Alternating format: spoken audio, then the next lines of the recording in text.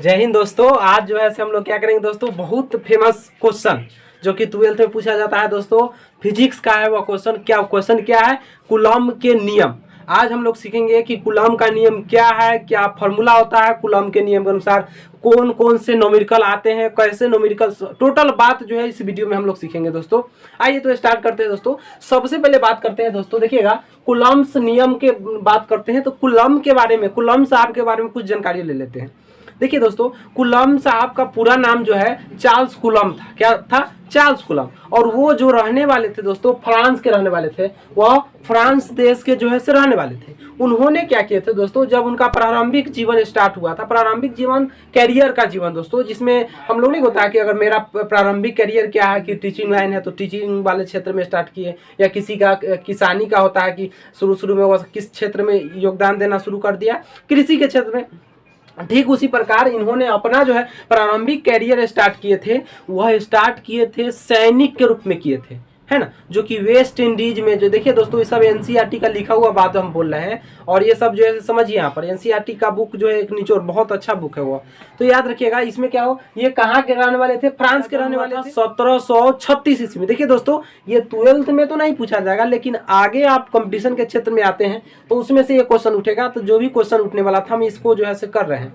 देखिए, इनका जन्म कब हुआ था? 1736 ईस्वी में हुआ था। इन्होंने अपनी प्रारंभिक कैरियर सेना के रूप में, वेस्ट इंडीज के सेना के रूप में जो है शुरू किए थे, और फिर उनको लगा कि नहीं, अब इस क्षेत्र से हमें जो है कुछ और अच्छा करने की जरूरत है। तो उन्होंने क्या किए थे, सन 1776 ईस्वी में लौट आए, पेरिस में लौट आए थे, जो कि फ्रांस की राजधानी।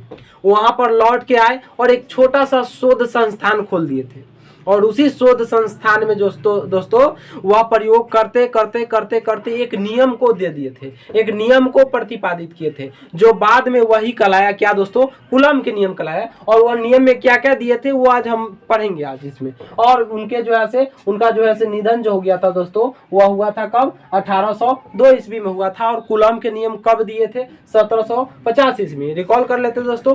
आज हम लोग जो है कूलॉम के नियम पर है, जिसमें देखे थे कूलॉम साहब कहाँ के रहने वाले थे। उनका पूरा नाम चार्ल्स कूलॉम था। वे फ्रांस के रहने वाले थे। उन्होंने अपनी उनका जन्म जो हुआ था दोस्तों 1736 ईस्वी में हुआ था, और उन्होंने अपनी प्रारंभिक कैरियर वेस्ट इंडीज के सेना के रूप में शुरू किए थे दोस्तों। और उन्होंने क्या किए थे, 1776 ईस्वी में वापिस अपना देश पेरिस, जो कि फ्रांस की राजधानी है, वहां पे लौट के आए और एक छोटा सा शोध संस्थान खोले, और सन 1785 ईस्वी में एक नियम को दिए, जिनको हम लोग आज कूलॉम के नियम के नाम से जानते हैं दोस्तों। और आज जो है हम लोग इस क्षेत्र में पढ़ेंगे। और उनका जो है निधन 1802, हम लोग कूलॉम साहब के बारे में जान गए।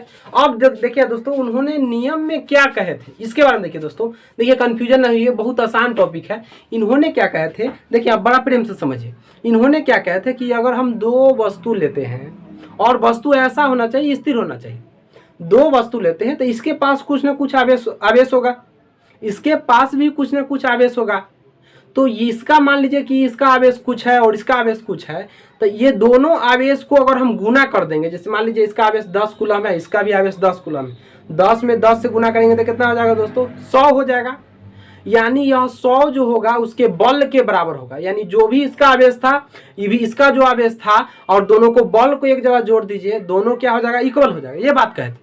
और इनके बीच के दूरी जो होगा वर्ग के व्युत्क्रमानुपात। आइए दोस्तों, इसको बोर्ड पर देखिए, समझिए क्या है। इन्होंने क्या कहे थे, इन्होंने कहे थे कि यदि कोई दो बिंदु आवेश, देखिए इस नियम का प्रतिपादन, अगर पूछा जाए कूलॉम के नियम किसे कहते हैं तो क्या कहिएगा? इस नियम का प्रतिपादन कूलॉम नामक वैज्ञानिक ने किए थे। और इस नियम के अनुसार किन्हीं दो बिंदु आवेशों के बीच, किन्हीं दो बिंदु आवेशों के बीच लगने वाला आकर्षण तथा प्रतिकर्षण बल, देखिए इस नियम के अनुसार किन्हीं दो बिंदु आवेशों के बीच लगने वाला आकर्षण तथा प्रतिकर्षण बल आवेश के परिणाम के समानुपाती तथा उसके बीच के दूरी के वर्ग के व्युत्क्रमानुपाती। कंफ्यूजन में चले होंगे दोस्तों। देखिए इन्होंने क्या कहते हैं, इन्होंने कहते हैं यहाँ पर देखिए, जैसे क्या था कि अगर दो कोई वस्तु लेते हैं, वस्तु ए है और वस्तु बी है, दो बिंदु ले लेते हैं, बिंदु ए और बिंदु बी। इसका कुछ ना कुछ आवेश होगा दोस्तों, इसका आवेश Q1 होगा और इसका आवेश क्या होगा दोस्तों? Q2 होगा, और इसके बीच कुछ ना कुछ दूरी होगा। याद रखिएगा, हमेशा यह दिए थे स्थिर आवेश के लिए। स्थिर आवेश, अगर आप नॉर्मली आप सोच सकते हैं दोस्तों, अगर ये दो वस्तु है, एक वस्तु इधर जा रहा है, एक वस्तु इधर जा रहा है, एक वस्तु इधर जा रहा है, एक वस्तु इधर जा रहा है, तो इनके बीच की दूरी को हम ज्ञात कर सकते हैं क्या? नहीं कर सकते हैं। अगर आप है, आपके दोस्त है, आपके दोस्त पूरब की ओर जा रहा है और आप पश्चिम की ओर जा रहे हैं, तो एकदम जाते रहे, रुके हुए नहीं है, तब हम कहेंगे कि आप दोनों के बीच में दूरी कितना है, पता कर सकते हैं? नहीं। तब तक मापिया कि 1 किलोमीटर है, फिर थोड़ा बढ़ गया, फिर 2 हो गया।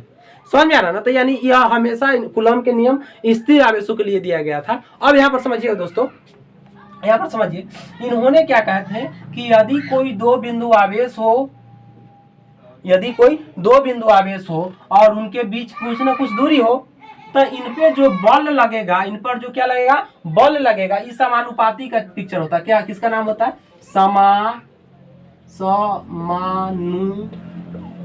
समानुपाती का ये पिक्चर है। तो इनके अनुसार याद रखेगा कि दो बिंदु आवेशों के बीच जो दोनों का आवेश है, इसका Q1 आवेश है, इसका क्या है दोस्तों, Q2 आवेश है।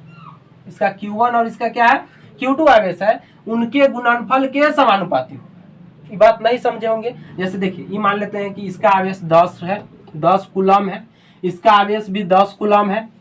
अब गुणनफल का मतलब क्या होता है दोस्तों, गुना, यानी इसके गुना करेंगे तो इसमें गुना करेंगे तो कितना आ जाएगा, 100 आ जाएगा।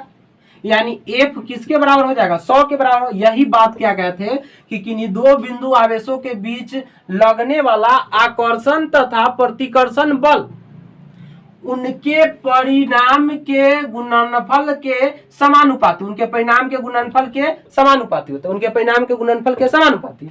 और उसके बीच के दूरी के, बीच के दूरी यानी बल की बात हो रहा है, इसके बीच के दूरी के वर्ग के व्युत्क्रमानुपाती होता है। यानी इसका बीच की दूरी क्या है, r, और r को अगर हम क्या करेंगे दोस्तों, वर्ग करेंगे, तो r का वर्ग करेंगे तो क्या हो जाएगा, r स्क्वायर। और व्युत्क्रमानुपाती का मतलब क्या होता है, उल्टा। इसको हम अगर हम पलटते हैं तो क्या हो जाएगा, 1/r² हो जाएगा। यानी इसी चीज को हम क्या लिखेंगे, 1/r²। इसको समीकरण फर्स्ट मान लीजिए, इसको सेकेंड मान लीजिए। अब इसी बात पर जो है देखिए, इसी पर परिभाषा, इतना ही 2 बात कहे थे कूलम साहब ने, और इतना ही बात पर जो है क्या हो गया, नियम दिए थे। जैसे देखिए यहाँ पर, जैसे देखिए 2 वाहन है, एक Q1 वाहन है, Q2 वाहन है, इसके पास दोनों के आवेश है, दोनों का आवेश जो होगा दोनों के बल के बराबर होगा। और जितना देखिएगा 2 वाहन है, जितना नजदीक रहेगी उतना कस के झगड़ा करेगी, ओकर झोटा उधरेगी, ओकर झोटा उधरेगी। लेकिन वही एक वाहन है, एक वाहन बम्बई में है, एगो मुंबई में, दोनों तो वही जगह है, एगो बम्बई में एगो बिहार में है, तो उसके बीच में झगड़ा की जो क्रिया है वह कम होगा। यही बात कहते हैं कि यदि 2 बिंदु आवेश है, उसके बीच में जितना कम दूरी रहेगा उतना बल कस के लगेगा। कि 2 बिंदु में जितना दूरी कम लगेगा उतना बल ज्यादा लगेगा, और जितना दूरी अधिक रहेगा उतना बल कम लगेगा। और आवेश के गुणनफल के समानुपाती। तो परिभाषा नहीं निकाल सकते दोस्तों, क्या कहिएगा, इस नियम का प्रतिपादन कूलम नामक वैज्ञानिक ने किया था। और इस नियम के अनुसार किन्हीं दो बिंदु आवेशों के बीच, किन्हीं दो बिंदु आवेशों के बीच लगने वाला आकर्षण तथा प्रतिकर्षण, किन्हीं 2 बिंदु आवेशों के बीच लगने वाला आकर्षण तथा प्रतिकर्षण बल, लगने वाला आकर्षण तथा प्रतिकर्षण बल उसके आवेश के गुणनफल, यहाँ पर गुणन है, उसके आवेश के गुणनफल के समानुपाती। मतलब जितना F बढ़ेगा उतना आवेश बढ़ेगा, जितना आवेश बढ़ेगा उतना F बढ़ेगा। समानुपाती का मतलब ये होता है गुणनफल के समानुपाती तथा उसके बीच के दूरी के वर्ग के, आप व्युत्क्रमानुपाती इसको पलट दीजिए 1/, यानी F जो होगा वर्ग के व्युत्क्रमानुपाती होता है। यही बात यहाँ पर हम लिख दिए, क्या लिखे, कूलम के नियम क्या लिखे थे, इस नियम के अनुसार किन्हीं दो बिंदु आवेशों के बीच Q1 और Q2 आवेशों के बीच लगने वाला आकर्षण तथा प्रतिकर्षण बल। आकर्षण मतलब खींचने वाला, प्रतिकर्षण मतलब भगाने वाला। चुंबक देखिए दोस्तों, एक चुंबक के अगर NN को मिलाते, NS को मिलाते तो दोनों चिपक जाता है। अगर इहो Na रहे, इहो Na रहे, आप मिलाइए तो चुंबक क्या होगा, वो इधर भागे, वो इधर भागे, उसी को। और चिपक जाता है तो आकर्षण बल, अलग अलग हट जाता है तो विकर्षण बल। इसी में 2 याद रखिए, अथी जो होता है है, कहा जाएगा कि दो समान आवेश रहेगा, यानी एगो प्लस इधरो रहेगा, जैसे देखिए दो समान आवेश यानी प्लस इहो रहे और इहो प्लस रहे, और इस आवेशों को आपस में सटाएंगे तो यह क्या करेगा दोस्तों, विकर्षित होगा, मतलब ये प्रतिकर्षित होगा, ये इसको इधर फेंकेगा, ये इसको फेंकेगा इधर। अगर एगो एगो एगो माइनस है, एगो और माइनस है, और ये दोनों को अगर हम सटाएंगे तो ये दोनों सटेगा ना, ये इसको इधर फेंकेगा, इसको। आवेश जब समान होगा तो प्रतिकर्षण होगा, क्या होगा दोस्तों, प्रतिकर्षण होगा। आवेश जब समान होगा तो क्या होगा, प्रतिकर्षण होगा। यही एगो प्लस रहे और एगो माइनस रहे, दोनों एक दूसरे को धर लेगा, एगो माइनस रहे एगो प्लस रहे, दोनों एक दूसरे की ओर आकर्षित होगा। अगर आवेश विपरीत होगा तो क्या होगा दोस्तों, आकर्षण होगा। क्या होगा, आकर्षण होगा, आकर्षण होगा। यानी समझिए यहाँ पर दोस्तों, जैसे देखिएगा लड़का और लड़का का दोस्ती बहुत ज्यादा दिन तक नहीं चल पाता है ना, बहुत जल्दी टूट भी सकता है, हालांकि अब तो नियम उलट गया है, अब समझ में आ रहा है। तो क्या हो गया कि लड़का लड़का का अगर दोस्ती देखिएगा तो बहुत जल्दी जो है से टूट जाएगा, झगड़ा कर लेगा तुरंत ही। लड़की लड़की के देखिएगा तो पटरी नहीं रहेगा, तो दोनों झगड़ा करते रहेगा, है ना, झगड़ा करते रहेगा, उसमें जल्दी से दोस्ती टूटेगा। लेकिन एक लड़का हो एक लड़की हो तो दोस्ती ज्यादा दिन तक चलता है ना। यानी जब आवेश अलग अलग होता है तो आकर्षण की क्रिया होता है, आवेश अगर समान होता है तो प्रतिकर्षण की क्रिया होता है। तो पूछा हुआ क्वेश्चन है, समान आवेशों के बीच में क्या होता है, समान आवेश मतलब इहो प्लस इहो प्लस, इहो लड़का, क्या होगा, दोनों एक दूसरे को क्या करेगा, प्रतिकर्षित करेगा, प्रतिकर्षित करेगा। प्रतिकर्षित मतलब अलग करना। एगो प्लस रहेगा माइनस रहेगा, अति अगर विपरीत आवेश रहेगा तो दोनों एक दूसरे को आकर्षण करेगा, खींचेगा। एक लड़का एक लड़की दोस्ती अधिक दिन तक चलेगा। दोस्तों आप इसको आप अपना पर नहीं लीजिएगा, मेरा मुख्य उद्देश्य यह होता है कि आप बिंदुओं को समझ सके और ज़्यादा दिन तक याद रख सके, इसलिए आप इसको निगेटिविटी में आप इस बात को नहीं लीजिएगा दोस्तों। अब देखिए दोस्तों, यहाँ पर हम लोग इतना बात कहें तो कूलम्ब के नियम में आप कंफ्यूजन नहीं, इससे जो बात हम बोले यहाँ पर लिख दिए, आप इसको नोट कर लीजिएगा। एक बार हम रिकॉल करा देते हैं कि कूलम्ब नामक वैज्ञानिक, एक बार रिकॉल करा देते हैं कि हम लोग पढ़े थे क्या दोस्तों, कूलम्ब पढ़े थे। कूलम्ब के नियम में हम लोग देखे थे कि किन्हीं दो बिंदु आवेशों के बीच लगने वाला आकर्षण तथा प्रतिकर्षण बल, किन्हीं दो बिंदु आवेशों के बीच लगने वाला आकर्षण तथा प्रतिकर्षण बल, उसे प्रतिकर्षण बल आवेश के गुणनफल के समानुपाती, यानी जो बल लगेगा वह Q1 और Q2 के गुणनफल के समानुपाती और उसके बीच के दूरी के वर्ग के व्युत्क्रमानुपाती होगा। ये सब लिखा हुआ है, परिभाषा है, थोड़ा बहुत याद भी करना और बहुत कुछ समझना भी है। याद कम कीजिए, समझिए ज्यादा, है ना। तो इसी को हम लोग क्या कहते हैं, कूलम्ब का नियम। अब कूलम्ब के नियम के अनुसार जो है देखिएगा दोस्तों, इसको हम हटा देते हैं और कूलम्ब के नियम के अनुसार देखते हैं, फॉर्मूला आता है, कूलम्ब के नियम को हम लोग सिद्ध कर लेते हैं। चलिए देखिए दोस्तों, कूलम्ब के नियम को हम लोग क्या करते हैं, सिद्ध कर लेते हैं दोस्तों। कूलम्ब के नियम को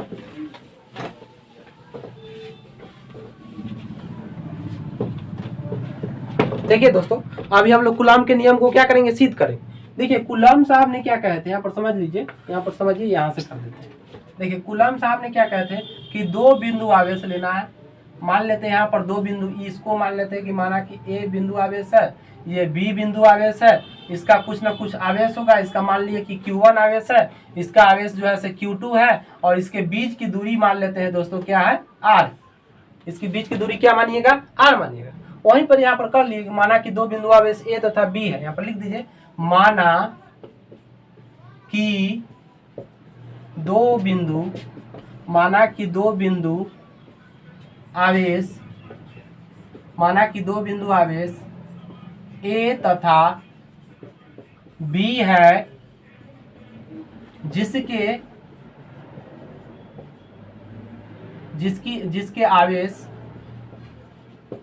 आवेश क्रमशः Q1 तथा Q2 है,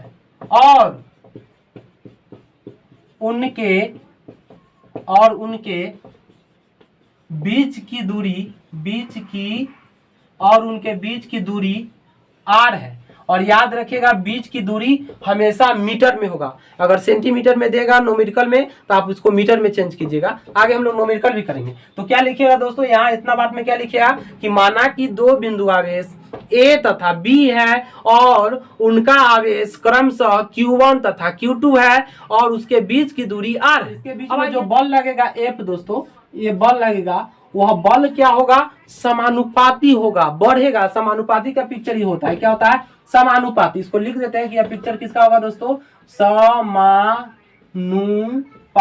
इसको दम एक एक पॉइंट समझिए, है ना। बहुत आसान लगेगा फिजिक्स दोस्तों, आप समझिए कि बेसिक, अगर बेसिक मौजूद हो तो आसान लगेगा। एफ समानुपाती होगा उसके आवेश के गुणनफल के, तो आवेश क्या होगा दोस्तों, आवेश होगा Q1 इंटू Q2। इसको क्या मानिएगा दोस्तों, समीकरण फर्स्ट मानिएगा, समझ गए।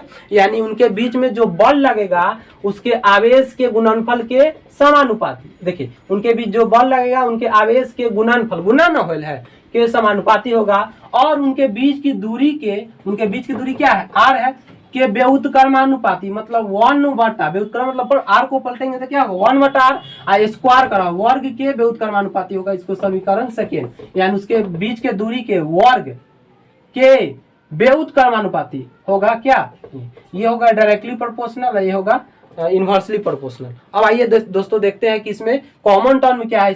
इसमें देखिएगा दोनों में कॉमन टर्म क्या है, तो देखने बल फोर्स आपको दिखाई दे रहा होगा कि इसमें कॉमन है। तो आइए इसमें हम क्या करेंगे, ये दोनों में से क्या कॉमन ले सकते हैं, तो एफ लेंगे, चूंकि ये कॉमन है। देखिए दोनों एफ है ना, तो ए को एफ ले लिए, और उसके बाद यहाँ पर देखिए यहाँ पर दो गो डायरेक्टली प्रोपोर्शनल टाइप के, तो इसको ए ले लेंगे। आइए देखिए तो Q1 है तो Q1 के Q1 रहने देते हैं, Q2 को Q2 ही रहने देते हैं, और इसको इसमें से कॉमन लिया, और इसमें क्या करेंगे, गुना करेंगे दोस्तों। 1/, कितना से गुना कीजिएगा, r² से गुना कीजिएगा। बोलिए समझ में आया कि नहीं। यहाँ पर दोनों में एफ कॉमन था, एफ ले लिए, दोनों में इनवर्सली डायरेक्टली प्रोपोर्शनल था, ए को ले लिए। देखिए Q1 Q2 था, Q1 Q2, इसमें कितना से गुना कीजिएगा 1/r² से, तो 1/r से उसका गुना कर दीजिए। समझिए यहाँ पर अब क्या हो गया, एफ के एफ रहने देते हैं, डायरेक्टली प्रोपोर्शनल के डायरेक्टली प्रोपोर्शनल, समानुपाती के समानुपाती रहने देते हैं। अब देखिए Q1 Q2 में 1 से गुना करेंगे, 1 बिला जाएगा, बिलाया कि नहीं, तो क्या होगा Q1 इंटू Q2, 1 तो गुना हो गया। अब बटा में क्या हो जाएगा दोस्तों, r², बटा में क्या हो जाएगा r²। अब याद रख जाए इसको कि जो प्रोपोर्शनल होता है, या डायरेक्टली हो या इनवर्सली हो, इनवर्सल प्रोपोर्शनल हो, समानुपाती हो या व्युत्क्रमानुपाती, वह बराबर के इधर जाने के बाद कांस्टेंट में बदल जाता है, नियतांक में बदल जाता है। तो यहाँ पर देखिएगा एफ के पे रहेगा, और ये उधर जाएगा तो कांस्टेंट में बदल जाएगा। इसके बदला में क्या आ जाएगा दोस्तों, इसके बदला में आ जाएगा के, चूंकि हम नहीं लिए हैं, ये कुलम साहब ने लिए थे, या कुलम नामक वैज्ञानिक ने इसको लिए थे। तो ये डायरेक्टली प्रोपोर्शनल किस में चला जाएगा दोस्तों, के में चला जाएगा। आई क्या हो जाएगा दोस्तों, ये क्या हो जाएगा आपको बोलिएगा, ये डायरेक्टली प्रोपोर्शनल जो है किस में चला गया, के में, और क्या बचेगा Q1 इंटू क्या हो जाएगा Q2, अब बटा में क्या हो जाएगा दोस्तों r², बटा में क्या हो जाएगा r²। ये तो हुआ दोस्तों क्या, कुलम के नामक वैज्ञानिक ने इतना दिया, ये फार्मूला सिद्ध हो गया। लेकिन एक इन्होंने क्या कहे थे, एक नियतांक में इन्होंने क्या कहे थे कि के का मान, किसका मान, के का मान इन्होंने क्या रखे थे, याद रखिएगा, के का मान इन्होंने रखे थे दोस्तों 1/4 पाई एप्सिलॉन नॉट, क्या रखे थे 1/4 पाई एप्सिलॉन नॉट, ये मान रखे थे। अब कई सारी कैसे आया, तो उन्होंने प्रयोग करके रखा था दोस्तों, तो हम अपना से नहीं रख रहे हैं, तो आप इसमें कंफ्यूजन नहीं होइएगा। के का मान कुलम साहब ही ने रखे थे 1/4 पाई एप्सिलॉन नॉट, और इनका मान जब ज्ञात किया गया था तो इसका मान जो आया था दोस्तों, ये 1/4 पाई एप्सिलॉन नॉट का मान, या के का मान भी पूछे तो वही रहेगा, क्या होगा 9 × 10⁹ newton metre square coulomb inverse 2। याद रखिएगा, ये ऐसा ही मात्रक हम निकालना आगे सिखाएंगे, लेकिन आप इतना समझिए 9 × 10⁹ newton metre square coulomb inverse 2। अब इसको जगह देखिएगा, इस के मान के जगह हम इतना लिख सकते हैं 1/4 पाई एप्सिलॉन नॉट, तो रखिए यहाँ पर हम लिख सकते हैं एफ बराबर क्या लिखिएगा, के जगह क्या रखिएगा दोस्तों 1/4 पाई एप्सिलॉन नॉट, और यहाँ पर क्या हो जाएगा दोस्तों Q1 Q2, अब बटा में क्या हो जाएगा दोस्तों r²। ये फाइनली आपका जो है क्या है, कुलम के नियम का जो है यह फाइनली आपका जो है क्या है, फार्मूला आ गया। ये कुलम के नियम के अनुसार आपका, ये भी फार्मूला कुलम के अनुसार है, इसमें खाली के का मान यहाँ पर रख दिए और ये हो गया। और यहाँ पर हम लिख देते हैं जहां, इसका सब का मान लिख देते हैं जहां, यहाँ पर लिख देते हैं दोस्तों जहां यहाँ पर लिख देते हैं, जहां लिख देते हैं एफ को क्या कहे हैं, एफ को बल कहेंगे, फोर्स कहेंगे। अच्छा देखिए क्यू को क्या कहेंगे, Q1 को क्या कहेंगे, तो आवेश कहेंगे, प्रथम आवेश। Q2 को क्या कहेंगे, द्वितीय आवेश, दो बिंदु आवेश। और R को क्या कहेंगे, R को कहेंगे बीच की दूरी, R को क्या कहेंगे, बीच की दूरी। और देखिएगा यहाँ 4 तो जानते हैं, पाई तो जानते हैं, एप्सिलॉन नॉट को क्या कहेंगे, एप्सिलॉन कहेंगे मुक्त आकाश की विद्युतशीलता, मुक्त आकाश की विद्युतशीलता, मुक्त आकाश की विद्युतशीलता, इसका मान भी हम लोग आगे सिद्ध करेंगे, इसलिए अभी मान नहीं लिख रहा है, आगे सिद्ध करेंगे। और ये हो गया Q1, बस हो गया। के को क्या कहिएगा दोस्तों, के को, तो के को याद रखिएगा, के को हम लोग कहेंगे, यहीं पे लिख देखा, आप नोट कर लीजिएगा इसको, के को क्या कहेंगे, कूलम नियतांक कहेंगे, यहाँ पर लिख देते हैं, कूलम नियतांक,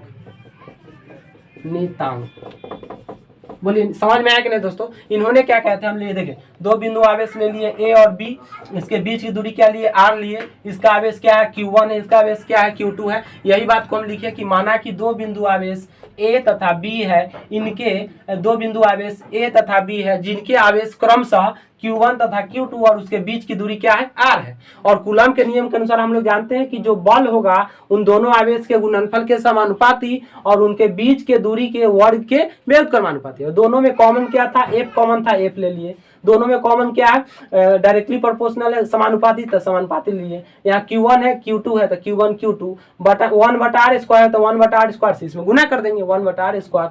F के F directly proportional, Q1 Q2 में 1 से गुना करेंगे तो यही ना होगा दोस्तों। अब बटा में क्या है, r स्क्वायर है, तो बटा में r स्क्वायर हो गया। F के F आई वाला उधर हट के जाएगा, तो कूलम नामक वैज्ञानिक ने इसको कांस्टेंट के रूप में k लिए थे, हम भी यहाँ पर k लिए, Q1 Q2 को Q1 Q2, अब बटा में r स्क्वायर के r स्क्वायर। अब इस k का मान, ये भी एक फॉर्मूला है दोस्तों, यहाँ भी फॉर्मूला है, लेकिन इस k का मान उन्होंने क्या रख दिए थे, 1/4 पाई एप्सिलॉन नॉट। देखिए बहुत बच्चा को एप्सिलॉन नॉट बोलने नहीं आता है, तो याद रखिए 1/4 पाई एप्सिलॉन नॉट। और इसका मान क्या उन्होंने सिद्ध किए थे, तो 9 × 10⁹ newton metre square coulomb inverse 2। अब इसको देखिएगा, इस के के जगह में इतना मान लिख सकते हैं, तो इसको जैसे के तैसे इस के जगह रख दिए 1/4 pi epsilon not I Q1 Q2 बटा में r स्क्वायर के r स्क्वायर। अब तब यहाँ पर और सबका मान F रहेगा तो क्या समझिएगा, बल। Q1 रहेगा तो क्या कहिएगा, प्रथम आवेश। Q2 रहेगा तो दूसरा आवेश। R रहेगा तो दोनों आवेश के बीच की दूरी, और K रहेगा तो कूलम नियतांक, और जिसका मान क्या होता है 9 × 10⁹ newton metre square coulomb inverse 2 होता है। और ई जो है K को क्या कहते हैं, तो कूलम करते हैं, आप जो है समझे होंगे दोस्तों। इस कूलम के नियम पे आधारित जो भी और एक क्वेश्चन और देखिएगा दोस्तों, कूलम के नियम की सीमा पूछा जाता है। सीमा क्या है, तो सीमा तो आप याद कर सकते हैं कि इनकी बीच की दूरी क्या होना चाहिए, मीटर में ही होना चाहिए। और यह स्थिर आवेश के लिए क्या है, मान है, या ब्रह्मांड के किसी बिंदु तक क्या है, लागू हो सकता है दोस्तों। और ये बहुत सारे इसका जो है नियम सीमा होता है, तो सीमा आप याद रखिएगा। और उसके बाद देखिएगा दोस्तों, एनसीईआरटी में जो भी कूलम के नियम पे आधारित जो भी क्वेश्चन है उसको हम लोग कल कर लेंगे दोस्तों। और उसके बाद जो है आगे फिर इस तरह कंटिन्यूटी करेंगे। उम्मीद करते हैं दोस्तों आप इस बात को आप समझे होंगे। जय हिंद दोस्तों।